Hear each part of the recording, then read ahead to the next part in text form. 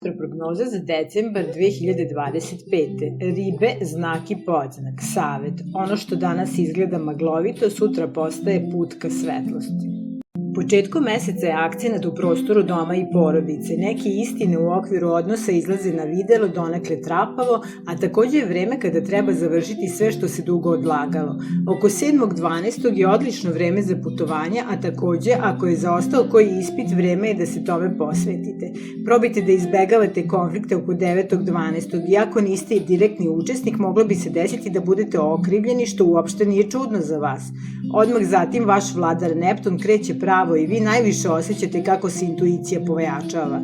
Tako možete predvideti neke iznenadne vesti, ali isto tako i informaciju da se odmaknete i ne reagujete odmah.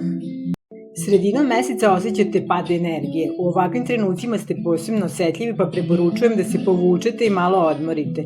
Da je do vas, odmarali bi duži period, ali vas obaveze pritiskaju. Koliko god da je teško, neke stvari ne možete odlagati u nedogled. Samo se postavite u početni položaj i krenite. Krajem meseca, zahvaljujući tome što ste se pokrenuli na vreme, dobijate inspiraciju da napravite dosta hrabar plan u profesionalnom smislu, što će rezultirati promenama na poslu. Uporedo sa tim, osjećate se nesigurno u pogledu ljubavi, a u takvim trenucima se povlačite i ponekad preuveličavate. Dobro je tako, ali nikako na osnovu toga nemojte donositi preuranjene zaključke.